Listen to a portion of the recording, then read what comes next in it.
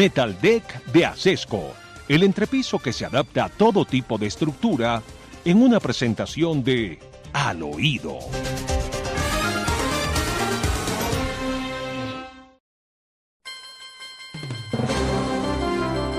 Al oído y con una mezcla de tristeza y de vergüenza, les hacemos saber que en esta madrugada hubo en el país varios ataques terroristas. ¿Nos quiere contar cuáles, de Mar? Claro, doctor Fernando, una madrugada muy complicada por cuenta de los ataques criminales, al parecer del ELN en el departamento de Norte de Santander. Y aquí están las imágenes de lo que ocurrió precisamente en el peaje de Villa del Rosario esta madrugada. Vea usted cómo quedó el peaje. Al parecer un carro bomba afectó a varios civiles que estaban en la zona. Aquí usted ve cómo quedó este vehículo taxi que recibió la onda explosiva pues muy cerca, por fortuna, ¿no? Porque vea usted cómo quedó el peaje, vea la estación cómo quedó. Hecha a pedazos, la volaron por completo los terroristas en la madrugada. Y también habrá que reportar, doctor Fernando, que hubo un ataque contra el CAI eh, en esa zona del país, el CAI de Villa Antigua y el peaje de Lomitas en Villa del Rosario. Son las imágenes que estamos viendo en estos momentos. Esto es en el área metropolitana de Cúcuta. Fueron atacados con explosivos, se escucharon también ráfagas de fusil. La comunidad reportó que había inclusive retenes ilegales, pero no fue el único lugar que atacaron. En Popayán, en el departamento del Cauca, con drones atacaron un establecimiento penitenciario. Ahí están las imágenes de la fuerza pública haciendo presencia después del ataque que se produjo por parte de los terroristas. Todo esto pasa mientras Gustavo Petro descansa después de haber soltado la noticia que a nadie tiene satisfecho, doctor Fernando, o tranquilo, del cambio de ministro de Defensa. Claro, porque ese es otro tema, ¿no? Le están dando la bienvenida al nuevo ministro de Defensa, ¿no? ¿Cómo le parece? ¿Cómo le Claro. parece? ¿Nuevo ministro de Defensa, el más antiguo entre los militares? No, No. no. Creo que tengo aquí la composición de antigüedad de las cabezas de las fuerzas militares en estos momentos.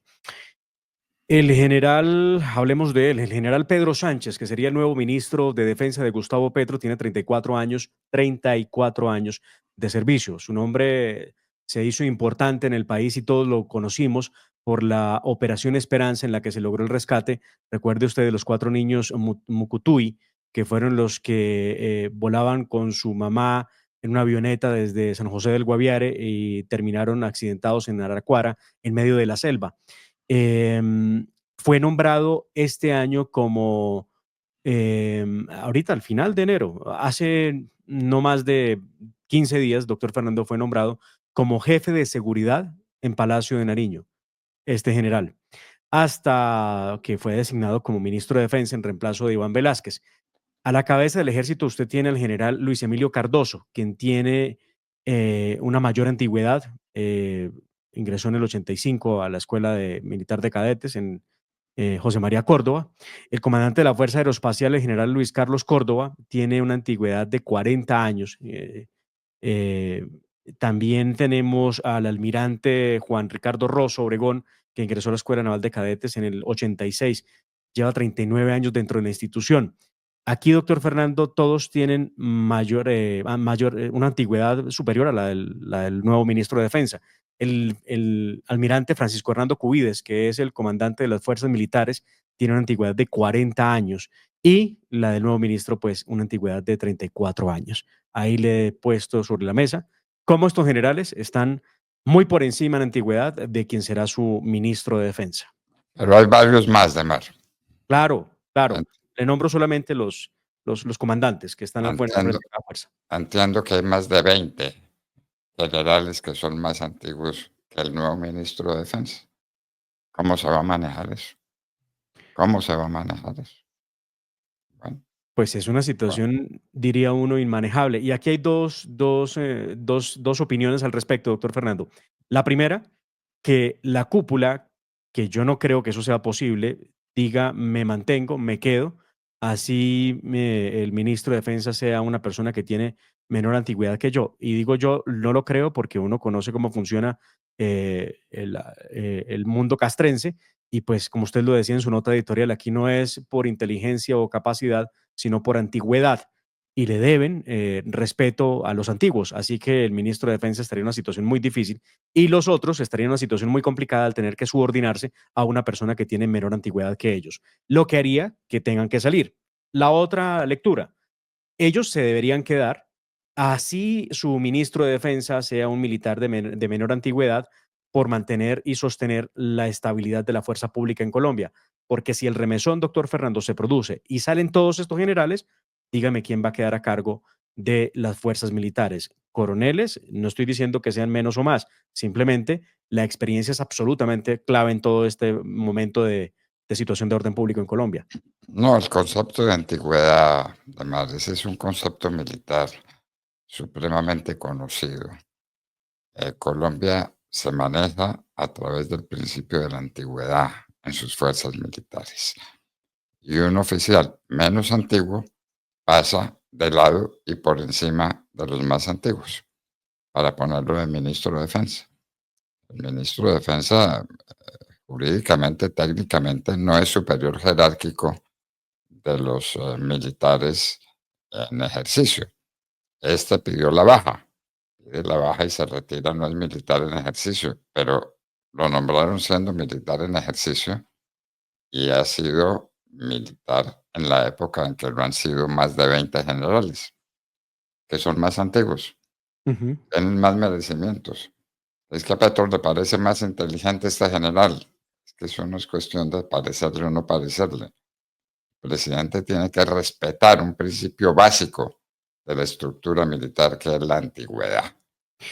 Las razones que tuvo Gustavo Petro para nombrar al general Pedro Sánchez al frente del Ministerio de Defensa, pues quedaron de alguna forma expuestas ayer durante la reunión que hubo en la Federación Colombiana de Departamentos en Villa de Leyva, evento del que ya hablaremos, doctor Fernando, pero lo anticipo. Evento que empezaba a las 10 de la mañana de ayer y que no pudo arrancar porque Gustavo Petro llegó a las 2 de la tarde. Esto es él, ¿no? Usted decía una frase hace tanto tiempo que era: "El estilo es el hombre", ya lo recordé, el estilo es el hombre. Eh, pero pues Petro es eso, ¿no? Petro no le importa si lo esperan, pues que lo esperen y las horas que tengan que esperar, no importa. El caso fue que este fue el anuncio que hizo Petro ayer sobre por qué razones el general Sánchez debe ser el nuevo ministro de Defensa de Colombia. Entonces aquí sí demostramos cómo un general salva vidas de niños y de niñas, cómo salva la selva, cómo puede escuchar la selva y sus espíritus de vida a través de los pueblos que la habitan milenariamente, que son los pueblos indígenas amazónicos, que se reunieron con el ejército de Colombia, con la Fuerza Aérea, y durante 40 días luchando incluso contra el pesimismo. Y aquí el presidente no fue pesimista y quiso creer en esos espíritus. No me vayan a decir brujo ahora los fake news, sino que yo sí creo en la gran energía de la vida y que la vida nos habla y hay que atenderla. Entonces, pues logramos resistir 40 días con tropas en el territorio y con indígenas en el territorio conviviendo, y salvamos niños y niñas. Mientras generales mataban niños en Palestina, generales colombianos salvaban niños en la selva amazónica colombiana, y por eso he querido que el próximo ministro de Defensa, lo he conversado con la cúpula que sigue en su reflexión, sea el general Pedro Sánchez. Bueno, gracias a todas y todos por... La cúpula sigue en su reflexión. Eso significa que la CUPA no lo recibió bien. No le contestó. Ujú. No le contestó porque no hay respuesta posible. A un general de más antigüedad no le pueden preguntar si quieren poner por encima de él, en ciertos sentidos, a un general de menor antigüedad. Y esto lo hace con más de 20 generales y almirantes el presidente Petro. ¡Qué horror! Y aquí hay una gran contradicción, Bueno, doctor Fernando, de lo que ha dicho Gustavo Petro históricamente, él y la extrema izquierda en Colombia. Hasta donde recuerdo, durante los años en los que hemos hecho seguimiento de los asuntos del Congreso de la República, siempre en la Comisión Segunda, personajes como Iván Cepeda, como Antonio Sanguino, como Feliciano Valencia, bueno, todos estos, inclusive Roy Barreras, se oponían rabiosamente a que existiera esa posibilidad de que un militar llegara a comandar el Ministerio de Defensa, a manejar el Ministerio de Defensa, a gerenciar el Ministerio de Defensa. Siempre se opusieron porque decían que eso era politizar la fuerza pública, que eso era crear una situación insostenible, pero hoy Gustavo Petro, que siempre rechazó esa posibilidad, increíble, hace lo que él siempre dijo nunca haría. ¿Qué pretende con eso? Hay trinos muy complejos, como el de Germán Vargas Lleras, que dice en Venezuela es un general el que maneja la fuerza pública a través del Ministerio de Defensa, refiriéndose a Vladimir Padrino. Yo no sé, doctor Fernando, qué vaya a pasar. El general tendrá que renunciar a su condición de general de la República para llegar como civil al Ministerio de Defensa. No, ya lo hizo, además, ya lo hizo. Pero aún así persiste la situación, doctor Fernando, de la antigüedad. Así que...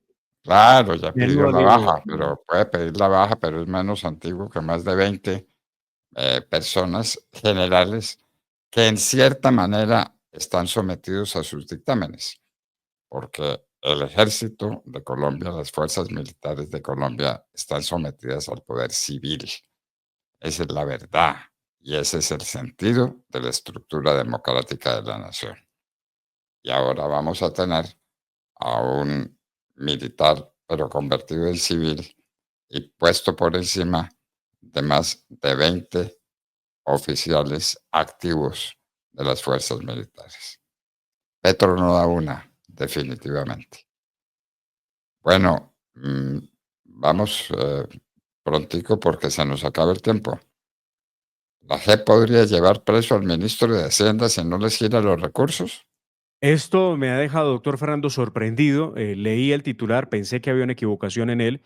Revisamos, Quique sacó la grabación para mostrarnos cómo el presidente, presidente de la JEP, el magistrado Ramelli, hace el anuncio, así sin más ni más, podemos llevar a la justicia las instituciones que no cumplan. ¿Todo por qué? Recuerde usted que aunque la Justicia Especial para la Paz tiene un presupuesto superior a los 500.000 millones de pesos, esto es medio billón de pesos, la JEP también recibía unos recursos de USAID para poder mantener los procesos de investigación de algunos macrocasos.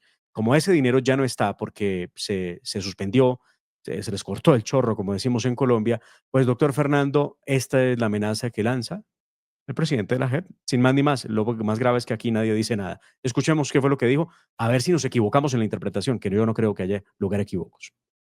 Lo primero es que los dineros que nos prometieron para el Fondo Colombia en Paz no han llegado. Los dineros que nos dijeron de USAID no han llegado. Entonces, ¿qué estamos haciendo? Estamos, por una parte, trabajando con el sector privado. Ustedes han visto que hemos venido trabajando con algunas empresas. Igualmente la cooperación internacional. Hay varios países europeos que nos dicen que nos pueden ayudar a financiar las sentencias. Estamos trabajando con algunas entidades territoriales y lo ideal es que tengamos los recursos. Pero con recursos o sin recursos las sentencias van a salir. También quiero ser muy claro. Nosotros somos jueces, ojalá, digamos, lleguen y demás, pero nosotros tenemos facultades para ordenar. Digamos, en ese proceso de construcción de las sanciones propias, podemos imponer o podemos dictar múltiples órdenes. Podemos vincular entidades, podemos pedirles informes, podemos citarlos a audiencias, podemos darles órdenes, podemos hacer seguimiento, podemos emplear nuestras facultades correccionales, como lo hemos hecho en medidas cautelares. Fíjense ustedes que en medidas cautelares nosotros hemos decretado arrestos, ¿no? Hemos decretado arrestos a autoridades que no nos cumplen. Entonces, pues el mensaje es, ojalá esa voluntad política se manifieste concretamente, pero si no, también están las órdenes judiciales. Magistrado, discúlpeme, cuando usted habla de arresto, obviamente el que hizo el anuncio fue el propio presidente Petro, pero sería el ordenador del gasto, es decir, el ministro de Hacienda, si no les da los recursos. Pues hay que mirar quién, me imagino que será el ministro de Hacienda, pero efectivamente nosotros hemos venido haciendo pues las labores, se puede llamar diplomáticas, pero pues también eso hay un límite, ¿no? Claro. O sea, ¿hace cuánto tiempo nos dijeron? Y eso no se ha concretado. Bueno, ¿cómo le parece más grave que eso lo que va diciendo este sujeto presidente de la JEP, que es la organización judicial creada por las FARC y por Juan Manuel Santos para uso de las FARC? La prueba es que no le hacen nada ni le dicen nada a los miembros de las FARC y están dedicados a perseguir a los militares colombianos. Pero va diciendo tranquilamente que gobiernos extranjeros les pueden pagar las sentencias. Claro. ¿Usted se da cuenta? ¿Dónde queda la soberanía nacional, el decoro nacional? A la JEP la financian gobiernos extranjeros. Claro, por eso Y, reciban plata de USAID para adelantar investigaciones. y a empresas privadas. ¿Le parece a usted eso? No. Los jueces recibiendo dinero para sobrevivir de gobiernos extranjeros y de empresas privadas. Pero además los gobiernos extranjeros entregando dinero para qué causas, ¿no? Y para investigar a quiénes. Porque evidentemente a las FARC no ha sido, doctor Fernando. Después de 2016 se ha esperado que haya una sentencia en contra de alguno de las FARC y no la ha habido, a pesar de todo lo que hay alrededor de eso. Recuerde usted cómo se inventó a las FARC que ellos habían matado a Álvaro Gómez Hurtado, ¿no? Y cómo montaron la película y la JEP la asumió y dijo, sí, claro, el proceso es por ahí. Ustedes son los responsables. 4 fiscales de General de la Nación nunca tuvieron noticia de que eso hubiera sido cierto. Pero ya, los de las FARC dijeron que ellos eran los autores y así quedó. Así quedó y no pasa nada. No pasa nada. Y este señor va diciendo tranquilamente que a la JEP la financian gobiernos extranjeros y empresas privadas. Eso es lo Bueno, más escandaloso que yo he oído como constitucionalista que he sido. No he oído una cosa más escandalosa. y lo Los otro, jueces colombianos financiados por gobiernos extranjeros y por empresas privadas. Era lo que faltaba. Bueno, pues es que sin más ni más dice, sí, aquí podemos entonces capturar ordenar el arresto del ministro de Hacienda que no gira el presupuesto. Eso tampoco lo había escuchado yo. Es que ni siquiera en la rama, doctor Fernando, ¿no? En la rama, las instituciones están para colaborarse, hay una armonía, hay un principio de colaboración entre unas y otras instituciones. Pero esto de jurar que vamos a perseguir a otro para capturarlo si no nos da el recurso, me parece bueno. tremendo. Y no cumplieron con la orden de la Corte Constitucional sobre la salud. Tranquilamente. Y ahí sí no pasa nada. No, no lo hicieron, doctor Fernando, en el caso de la salud, y no lo hizo el ministro de Salud, Guillermo Alfonso Jaramillo, que simplemente, bueno, ya, desacato. Había dicho que lo haría, que acataría la orden, pero el gobierno ya anunció que no va a pagar toda la plata que necesitan las EPS para prestar el servicio de salud a los pacientes. Es decir, que no cumple la orden de la Corte Constitucional en una sentencia. Esto es grave, ¿no? Porque es que aquí, doctor Fernando, se No, supone que debe haber un desembolso de 817.000 millones de pesos que se tienen que desembolsar inmediatamente a las EPS. Pero lo cierto es que el Ministerio de Hacienda no cuenta con la cantidad de recursos necesarios para poder cumplir con la obligación. Y pues en ese orden de ideas, pues no tendrá cómo. Ahora, el gobierno está intentando pensar o está planeando en hacer un primer giro de 200.000 millones de pesos, luego se desembolsará por cuotas durante 4 meses, a ver si logran pagar la totalidad. Pero es que la orden no es páguela cuando quiera y como quiera, sino páguela inmediatamente. No sé, bueno. y parece que aquí no pasa nada igual, doctor Fernando. La Corte ha dicho, ha gritado, pero bueno, no, no lo Y, hago. y desacatan sus sentencias y no pasa No nada. pasa nada, no, pues. Bueno, el presidente se reunió con los gobernadores y la gobernadora del Chocó le resultó general. Ujú. Varios otros gobernadores hicieron reclamos, pero estos de la gobernadora del Chocó son de antología. ¿Los La gobernadora, escuchamos? claro, sí, señor. La gobernadora del Chocó, doctor Fernando, ha venido denunciando la situación de orden público en su departamento en momentos en que el ELN y los terroristas del Clan del Golfo pues están tomando las vías, los ríos, las poblaciones en una confrontación por las rutas del narcotráfico. Pues muy bien, la gobernadora se paró frente a la gobernadora Nubia Carolina, se paró frente a Gustavo Petro y le cantó la tabla, pero además a Petro se le ve en la cara que le importa cero lo que la señora le está diciendo. Escuchemos. Puesto que sí, pero la generosidad de mis compañeros, yo sé que no me va a juzgar y yo no me pudiera perdonar pararme aquí y haber venido hasta el centro del país sin hablar un tema que le corresponde al gobierno de Norte de Santander en torno a la seguridad general del país, pero que tiene que ver con la crisis humanitaria del departamento del Chocó. Yo he alzado la voz en los últimos días en nombre del departamento del Chocó y en nombre de las comunidades del departamento del Chocó, porque se trata de una verdadera crisis humanitaria y de derecho internacional humanitario. Porque yo jamás había visto las vías de mi territorio, las carreteras de mi territorio hoy selladas con banderas y con pipetas, con cilindros bomba. Porque yo nunca había visto el territorio completo sellado en una crisis humanitaria como la que tengo hoy. Y porque he insistido en que es injusto que estos dos grupos se disputan el territorio a expensas de la ciudadanía, a expensas del dolor y el sufrimiento del territorio. Y yo no traje solamente la queja, el gobierno lo dirá en profundidad. He hablado específicamente por el desminado y he hablado específicamente por una alternativa de acción conjunta. La crisis humanitaria que vive el departamento del Chocó y por la que yo debo hablar ya que las comunidades no pueden, se resuelve con una planificación conjunta de trabajo articulado del Estado en los 3 niveles. El departamento del Chocó, y yo sé que los gobernadores todos, porque lo han dicho, han propuesto estrategias, han planteado las estrategias subregionales y locales. Y estamos dispuestos con todo lo que tengamos, con todo el corazón, porque nos duele mucho, el ciudadano a nosotros nos pide seguridad, a nosotros nos pide respuestas. A nosotros nos dice que cómo es posible que lleven 2 años así. Hagamos una estrategia planificada, estructurada, excepcional. Bueno, más claro no canta un gallo. Claro. De modo que al presidente no le fue muy bien con los gobernadores. Si fue No.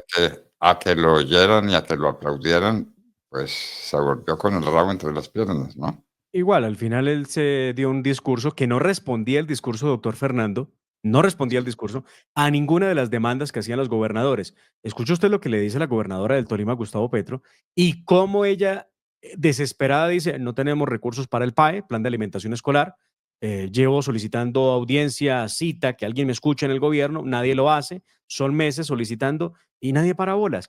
Pero igual Petro responde durante más de 1 hora a las demandas de los gobernadores, pero responde con cualquier cosa. Habla del cambio climático, habla de la necesidad de que Colombia sea potencia mundial de la vida, habla de energías renovables, habla de todo, menos de lo que los gobernadores le reclaman. Escuchemos lo que dijo la gobernadora del Tolima.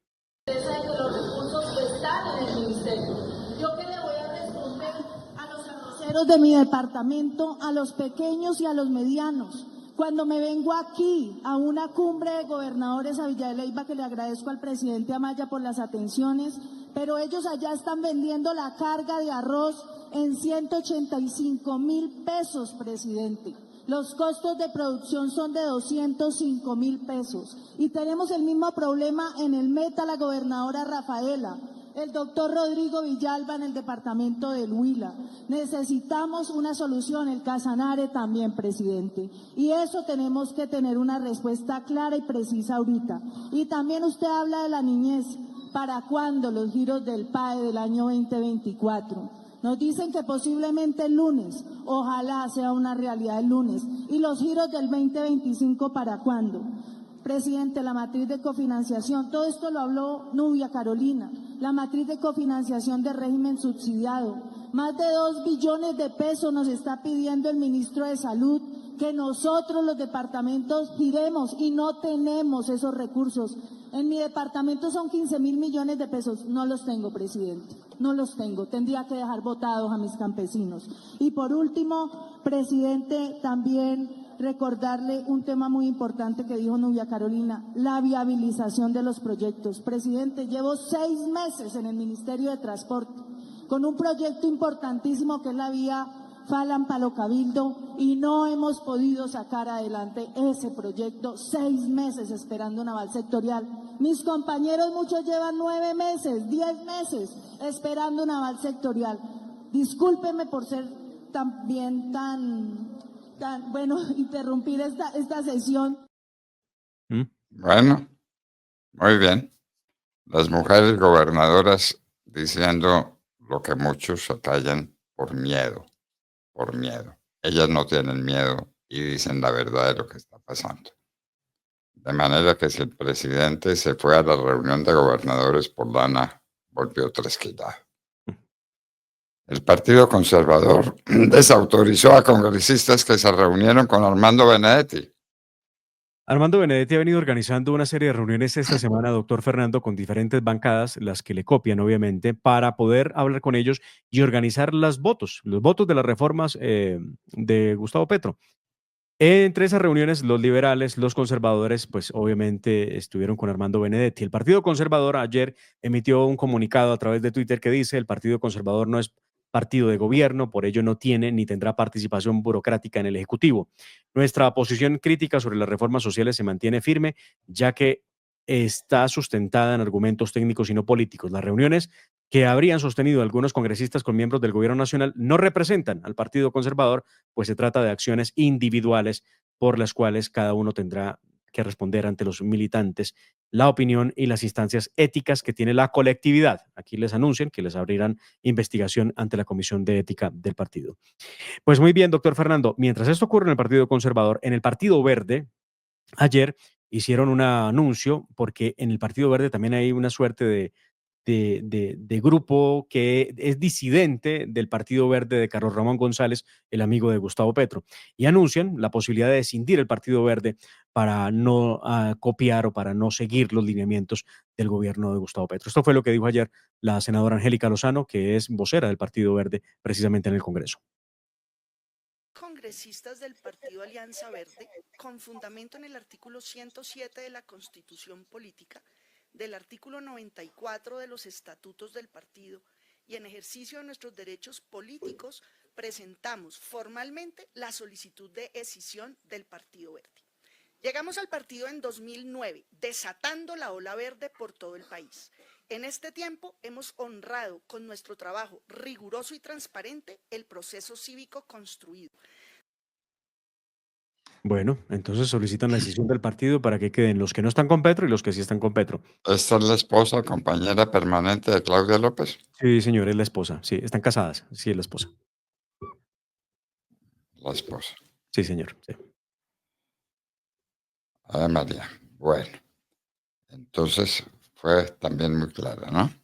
El Partido Verde dividido, los gobernadores no lo siguen. La situación de seguridad en el país es tremenda, la situación económica es pavorosa, lo dicen los gobernadores, los arroceros están quebrados, pero en fin, Gustavo Petro sigue hablando del cambio climático y de la guerra en Gaza. Ah, claro. Exacto. De hecho, prometió un hospital para Gaza, una cosa especial y para traer los niños, que además no han llegado, ¿no? Porque yo lo había prometido el año pasado. Y Papá Pitufo tampoco ha llegado. No. De Portugal. Y creemos que no va a llegar. Bueno, queridos amigos, eso es lo que creemos.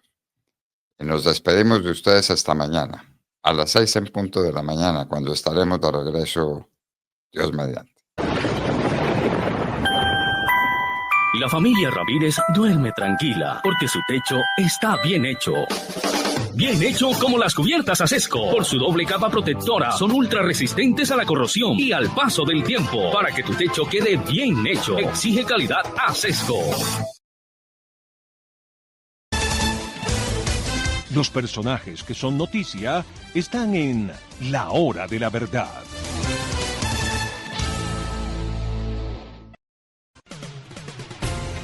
La señal en vivo de La Hora de la Verdad se puede sintonizar en sus dispositivos móviles a través de la aplicación TuneIn, también a través de Facebook Live y YouTube. Nos encuentran como La Hora de la Verdad. Sonido de alta calidad para que no se pierda ni un solo minuto de nuestro programa. Somos La Hora de la Verdad. Dirige Fernando Londoño Hoyos.